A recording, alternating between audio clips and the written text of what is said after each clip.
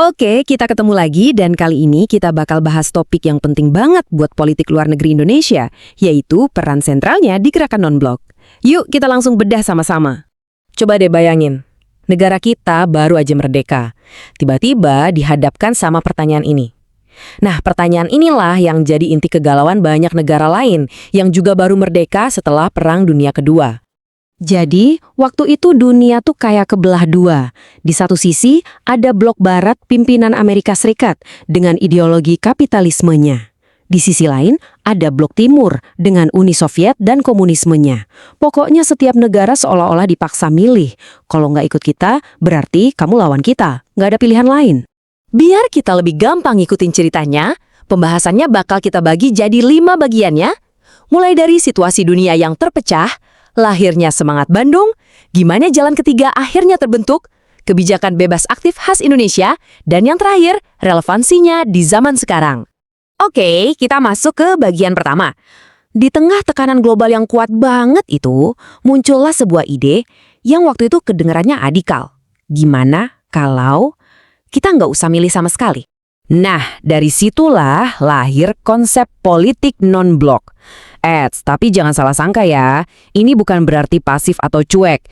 Justru sebaliknya, ini adalah sikap tegas untuk nggak ikut-ikutan salah satu blok kekuatan besar dan malah fokus ke kemandirian, netralitas, dan memperjuangkan kepentingan bareng negara-negara berkembang. Ini adalah cara buat bilang, hey, urusan luar negeri, kami yang tentukan sendiri. Dan ini bukan gerakan kaleng-kaleng loh. Sampai sekarang aja, gerakan non-blok itu anggotanya ada lebih dari 100 negara.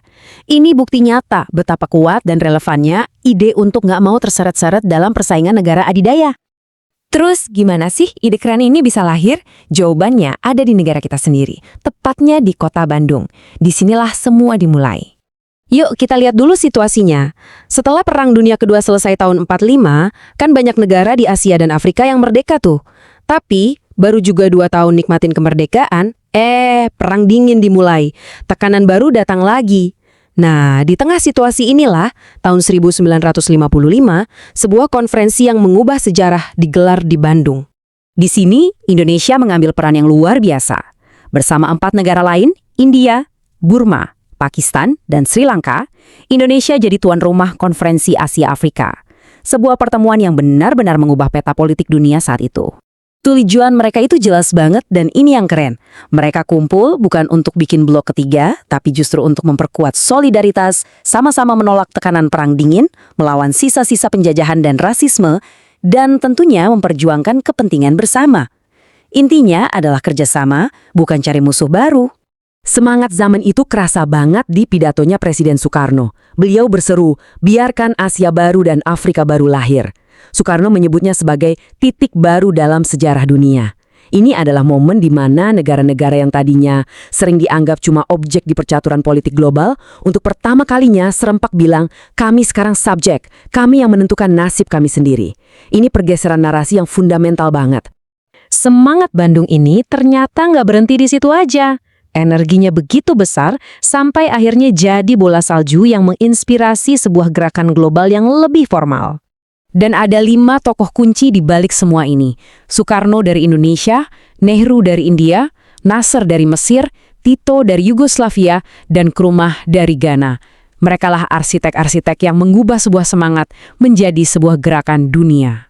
Jadi alurnya begini, semua berawal dari semangat Bandung di tahun 1955. 6 tahun kemudian, di tahun 1961, gerakan non-blok atau GNB resmi berdiri lewat KTT pertamanya di Belgrade, Yugoslavia.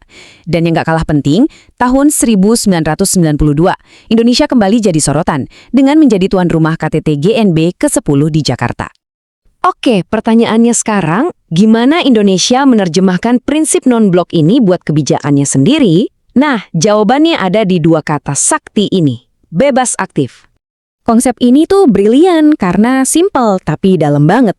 Bebas artinya Indonesia punya hak penuh menentukan sikapnya sendiri tanpa diintervensi blok manapun. Sementara aktif artinya kita nggak cuma diam, tapi proaktif ikut menciptakan perdamaian dunia. 2 kata ini nggak bisa dipisahkan. Indonesia bebas supaya bisa aktif sesuai kepentingan nasionalnya.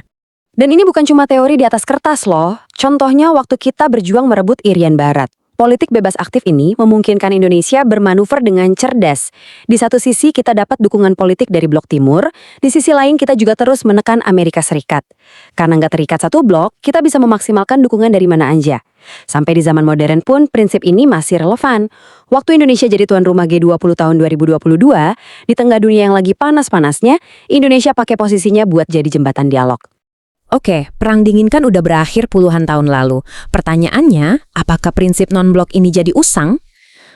Coba kita lihat dunia sekarang. Coba deh lihat slide ini. Polanya terasa familiar kan? Tekanan untuk memilih kubu sekarang muncul lagi, walau pemain utamanya beda. Persaingan geopolitik baru antara Amerika Serikat dan Tiongkok ini membuat prinsip untuk tidak memihak jadi relevan banget. Peran JNB hari ini memang berevolusi. Sekarang, JNB jadi panggung penting bagi negara-negara berkembang untuk menyatukan suara. Kalau bersuara bareng, kan jadi lebih didengar. Isu-isu kayak ketimpangan ekonomi global atau perubahan iklim bisa diperjuangkan lebih kuat. Ini ngebantu anggotanya menghadapi tekanan geopolitik baru tanpa harus mengorbankan kedaulatan mereka. Nah, jadi ini intinya. Buat Indonesia, prinsip kemandirian dan netralitas ini bukan sekedar warisan sejarah.